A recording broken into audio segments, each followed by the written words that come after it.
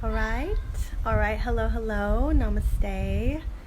Namaste. I'm just pulling up our Mighty Companions group here on my other phone so I can attend to a few things for them too in this Miraculous Monday, another Monday here. And I just wanted to come on and kind of do a little raw riff on miracles and life and love and all of the things that have been just so present with me these last, I would say 10 days. It has been so full on in terms of miracles, and one of which is this beautiful background. Trusting you can see it pretty good. And I wanted to just share a little bit around just all of it, just a few things that have gone down for us in the last month or so. So before we went back to Ohio, about 2 days before, we had this closing ceremony for our children's school. And the ceremony was really interesting. It was really beautiful. The request from the teachers was to wear all white. So all the children wore all white and all the grown-ups wore all white. And there was this sweet little kind of closing ceremony for the oldest children. There was lots of play and just an incredible meal. I mean, just so Mexican style. One of the families owns a restaurant in a nice part of Puerto, and it's like one of those really fancy, delicious restaurants. And so we had this beautiful afternoon, and I had the night before asked for a miracle. I knew we were traveling to the States, and we had been really contemplating whether or not we wanted to sell our home in Ohio and really like what was our next move. We were starting to feel at home in Puerto, but we knew we needed a new home. The place where we were served for the time that it served, and then it just kind of got to a place where we wanted to make a home. So this woman at the party kind of, we're chatting, her children go to the same school, and we're kind of hanging out, and I'd said, we're looking for an apartment. If you know anything in the area, we'd like to be close to the school. It's called Explore. It's not really a school, but that's another conversation I'll talk about at some point. She's like, oh, we have a home, right around the corner from the school, and literally the school is over there. And through a series of 1, 2, 3s, they decided that they would rent us the house for a year, which has been amazing. And we got back up to Ohio, and it just made sense to release our home there. And there was a number of sequences, like a number of situations that led to that situation as well. So what I'm trying to say to you guys is that there is this masterful intelligence happening. And it doesn't need, I'll just say for myself, it doesn't need my help. What it needs me to do is to step back and let it happen. And there's a beautiful lesson in A Course in Miracles that says, let me step back and let him lead the way. And it's one of my favorite lessons. I mean, so many of the lessons are so powerful, but what I've noticed more than anything is just this masterful intelligence behind all things, and its willingness to interact with us. Its willingness to interact on a very personal level on decisions that you might not even think it cares about, like where should I put this book, or should I keep this dress, or should I let go of this pillow? Like, it cares, and the only reason it cares is because it wants you to be happy. And that's another lesson from A Course in Miracles, that God's will for us is perfect happiness. So when we let go and when we surrender, it allows this kind of alignment to happen where you no longer have to have all of the answers, and the answers are given to you in just the right moment when you are quiet and willing to listen and to follow through. Now, we've been talking about this for a while in our Mighty Companions group. We talk about this in all of the It's Yoga teacher trainings, about surrendering, about letting go, about letting, guidance work through us. And I've understood it for many years on an intellectual level. But what is very new for me is this energy on a feeling level. And it is so powerful. Like, it's so powerful in a sense that the experience of God, that feeling of God, that feeling of alignment, that feeling of oneness with it all, it becomes almost irresistible. It becomes like the only thing that I want. And we learn about that when we talk about trust. Also from A Course in Miracles, one of the qualities of God's teachers is to trust. We trust that we can sort through what's valuable and what's not valuable anymore in our own minds, because all of this is happening in between our ears.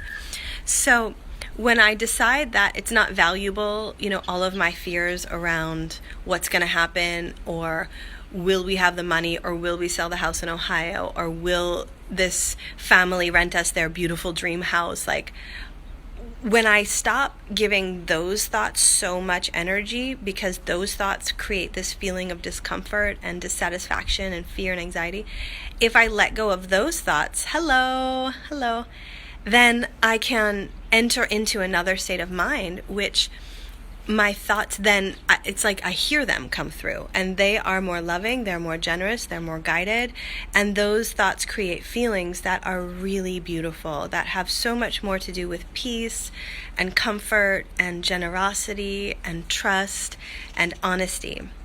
And honesty is something that I also wanted to share right now in this moment, that honesty is this place within our consciousness where there is no conflict. Okay, that is honesty. There is a consistency of thought. There's a consistency of turning our direction, of veering our minds, of training our minds and disciplining our minds to move to love more and more and more and more easily and more automatically than to go into fear. Because if we're not actively working on ourselves, if we're not actively looking for the loving response, then we will default into fear. Because this is this dimension. We see it. We see it on the news played out on such a grand scale, what fear-based thinking can do. And we can also see and feel what love-based thinking will do. And love-based thinking brings people together. It inspires people to be the best versions of themselves so that they serve in the world in a much more loving and authentic way, in a more impactful way.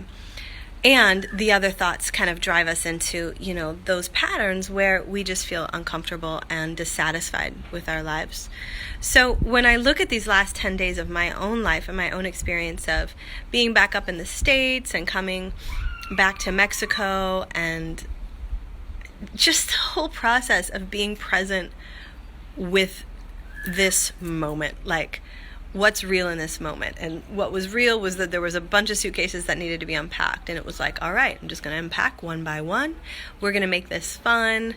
Our family's going to relax. We're just going to settle into this new dimension and allow it to unfold the way that Spirit wants it to, because Spirit wants us to be happy. And I'll speak for myself, don't necessarily always know what will make me happy. And I know the feeling of happiness, but I often choose things that don't make me happy based on old patterns. And this is all what we work on in Yoga Off the Mat. So if you have any questions, or if you have any comments on what I'm sharing today, you can write them here, and I'll come to you later and talk through this a little bit more. But really, in summary, what this whole thing is about is about letting go of control. When we let go of control, we actually have a much better experience of life, because we're not as anxious. We cannot control the wind. And to the extent that we allow ourselves to model nature, then we have a better chance at living in that peaceful state of yoga off the mat, of union, in longer stretches of time. And that's what this whole thing is about enlightenment. Watch, this is hot. My little lady just came up here. Enlightenment is about stringing together all of those precious moments, those precious, generous moments when you were in touch with your soul, you were in touch with yourself. Hi, Sala. You were in touch with the truth of who you were, and you allowed yourself to be guided. You allow yourself to be an instrument of Spirit. You have trained yourself daily, and you're working daily, like daily your meditation, daily your concentration, daily your intention is around aligning, being more centered. Hola! I'm just having a little chat around Mondays and miracles and all that's been happening in my world. But that's that. I'm trusting that all came together. You want to see my view again? This is our new house. This is the view from up in the bedrooms. I'm out on a little, like, super cool veranda thing. And, yeah, it's just been really amazing. It's been very bittersweet, too. I mean, lots of feelings, lots of emotions. Here's my little lady, Ruby. She wants to talk. What can I do for you, Ruby? Mommy, can I have a phone, please? Can I have a phone, please? Go ask Poppy. Go on. The other phone is not working. So this is that. And being a mother. Let's see if I can do this right. Hold on one second. Here, lady. All right.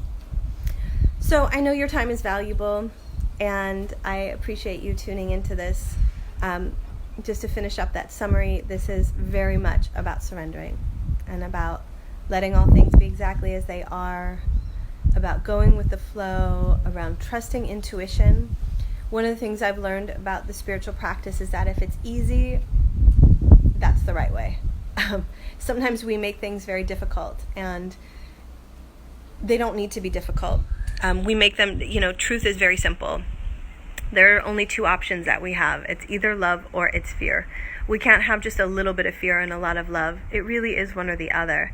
And I think because I've just been so sensitive these last 10 days to all of these miracles and everything that's been happening in my life, that it's like another layer of trust. It's another layer of just being honest within my own mind. When I'm in conflict in my own thoughts, am I willing to be corrected? Am I willing to surrender my will for the divine plan, for the bigger picture? Am I willing to trust the miracles? Because sometimes miracles, like, they have you doing things that don't make sense in a lot of circles, right? Because it's like the opposite. This way of thinking, this way of choosing only love is 180 degrees away from the way that the world is set up and the thought systems of the world. And that we can feel kind of isolated at times or kind of lonely. But at the same time, for me, I know that I'm connected to you in this moment. And that's what reminds me again and again that we are one. Yari saying, yes, letting go of expectations, letting things happen as they appear, appreciating things as they are, trusting that things happen as they are and we learn from them, allowing miracles to happen. This is my learning of the last weekend. So, see, Yari, we're all in this together, and that's what's so amazing, that it's true that this is how life works, that it's like this magnificent show, and the intricacies of the show, like the intelligence of the show is really awesome. Like, I'm so reminded, and I'm just so grateful, and I'm almost just deeply humbled by the intelligence of it all and how all of these little steps are in place for your happiness. Like, for example, let me turn the camera around. I pull these down. Like, for example, this is a jasmine bush right here. And one of the hotels, when we first came to Puerto Escondido, had these beautiful jasmine bushes. And at night, the smell was just magnificent. There's a little breeze. And I came out here yesterday with my lovely little lady, and we were watching. I hope you can see these butterflies. There's literally like 15 butterflies. Let me see if I can get a little closer.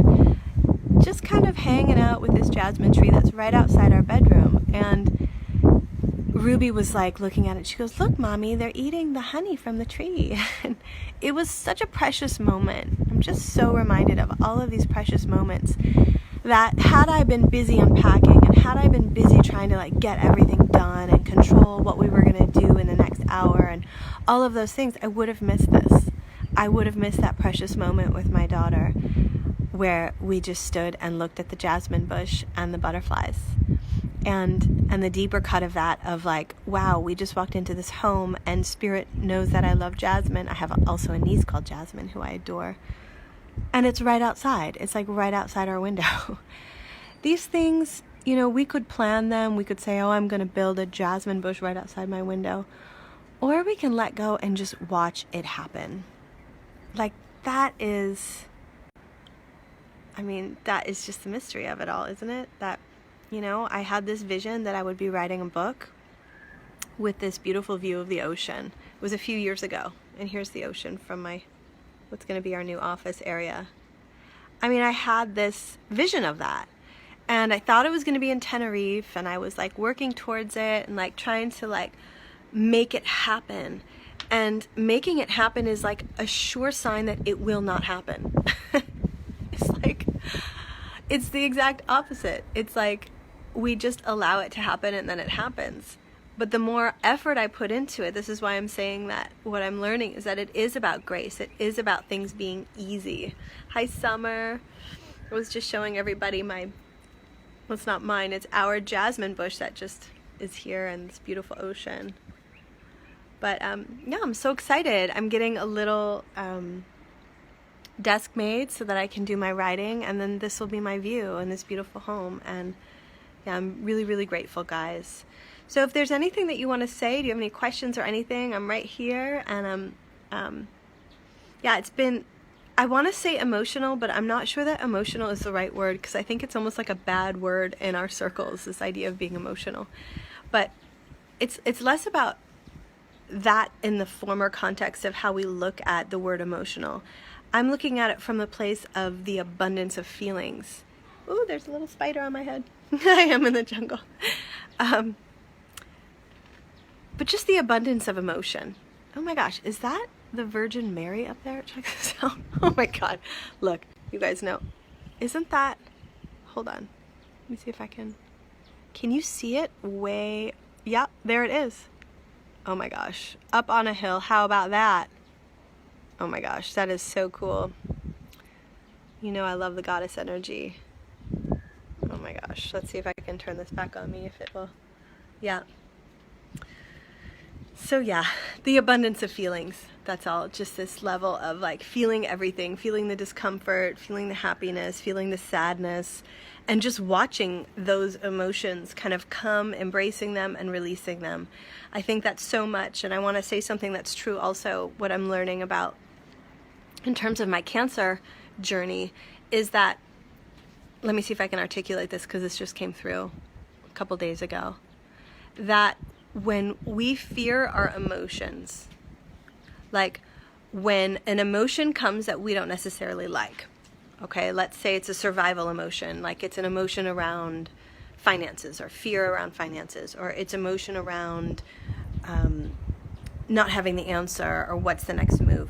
That is an energy, and it's going to come up from your lower chakras, okay? And so it comes up, it comes up, it comes up. It's coming up to be, communicated. It's coming up for higher consciousness, so we can look at it from a higher place. So whatever is the discomfort, it's going to come up from the lower chakras, right? And it's coming, and it gets to the place like right here where we need to communicate it, or we need to open it up. So we need to write something down, we need to process something, we need to understand an experience or a conversation or something like that. And instead of doing that, we shove it down. Okay, so like the emotion is coming, it's coming to be lifted, it's coming to be understood, it's coming to be a lesson. It's actually a gift for you to see where you have boundaries still, to see where you're closed off, to see where there's barriers to love. And it comes up, and instead of allowing yourself to go through that entire experience with the feeling, you shove it down. And for me, that is what congestion is. And there are many circles that call tumors, call cancer congestion. Like it formulates into like its own little universe of unworthy, unloved, unanswered, unprocessed life's experiences or questions or whatever, and it wants us to articulate. I think this is why I'm so grateful for this experience with cancer, as difficult as it is. I mean, really, it's a big one, but I'm so grateful for it in so many ways. Like this woman, when I was in Toledo, asked me, "So are you in remission?" And I said, every day. Every day I'm in remission. Every day I am remissioned to communicate and to collaborate with Spirit and to allow Spirit to move through me and to share that in the world. I think that I so much filtered the messages I was getting. I so much filtered my gifts and talents, even though I was in the world, even though I was sharing, there was like a sanctity to doing that within the context of a yoga teacher training in a circle, you know. And then it was like, okay, we're going to film some of this stuff, and now we're going to, you know, keep going with online courses and so forth. But this is what the cancers taught me. It's like remissioned me to come back to my mission, which is to share the love of the practice. I'm remembering Larry so much. I'm remembering Dorothy so much, my mentors, both of them. But I'm also remembering my equality to them. And I think that's really important for all of us to remember, that we are equal to each other. And that there is no specialness here. There's not, oh, someone else is better than us, or someone else is more connected than anyone else. Other people might be more aware of their connections. That might be the difference between them. But it has nothing to do with being better. And I think that I've done that. And I think that we all do that. You know, that we compare ourselves. We do all of these kind of, you know, these strange behaviors that have become normalized. Like, it's normal to compete, or it's normal to compare yourself to someone else. And in fact, it's not, because there is no one else. Like, from the expansiveness, from the magnitude, from the reality that only love is real, there is only one of us. And that is our work here in this dimension, is to see our oneness and to experience our oneness, not only to intellectualize that. I think that so many of us can get that, we get it, but we don't really live it. And I just notice it, you know, being everywhere, being in Toledo and also being here in Mexico, like just really connecting and knowing that I'm connected to that ocean, and I'm connected to that woman, and I'm connected to that man and that baby and that grandmother and that child and all of it, that we're all connected. And when I start to live more in alignment with the truth of who I am, then it resonates and it impacts others. Like, it's so amazing to see what's happening in our mighty companions. So many of our group that is in this first round of yoga off the mat is having such incredible breakthroughs and really stepping out of one body, even like stepping out of one idea about who you are and into the next level of who you are, into the next dimension of who you are, into the possibility and the unlimited possibility of all that is present for you and possible for you in terms of what you contribute in this world, how you show up to your life, how you show up to your family, and all of that great stuff. Now, it doesn't mean that we're always perfect, not at all, but it does mean that we're willing to see things differently. That when we're showing up from a disempowered place, that we know that we've gone insane for a moment. You know, like we've stepped out of reality. We started to believe our thoughts. We started to believe that our thoughts were real. And particularly the thoughts that are disempowering, the ones about being insecure, making the wrong move, or whatever it is. Those are the thoughts that we learn to demystify, to devalue, to let them come, feel the emotion, and ask yourself, do I want that? And then not so much, and let it go and start to move forward again. So that's that. You guys that are watching right now, if anyone has any questions, write me a little something. I'm just doing, you know, another riff on Monday Miracles. I have so much I want to share, you guys. I'm just looking to get deeper and deeper organized, not only in my, you know, with my possessions and my life and my family, but also in my professional contribution. I'm literally taken back at least 10 times a day with the magnificence that is coming through my mind. I know it's not, I didn't make it up.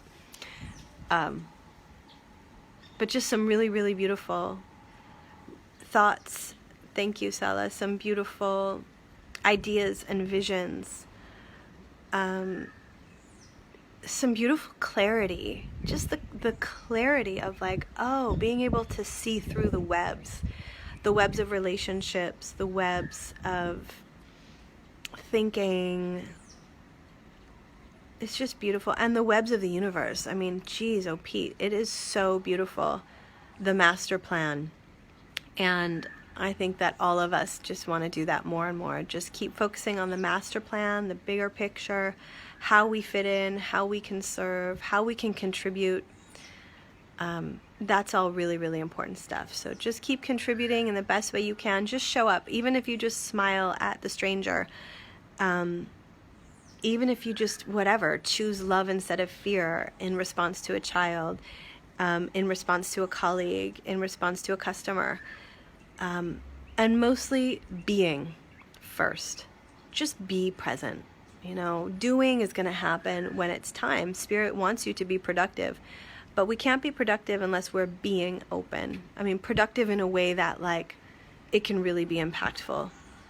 Productive in a way that you are at peace as you're producing. That requires a level of beingness, of really just being present, surrendering deeper and deeper into the experience of God, the experience of love. And it's so beautiful. That's all I can say. It's just really, it's been like disarming in a way, you know, like, wow. It's just beautiful. So I love you guys. Hit me up with any comments or questions if you have them. I'm going to go back into what's next. Let me give you another little view. Let's see. So grateful for this experience, guys, really, this home. Look at that cloud. I mean, look at that cloud.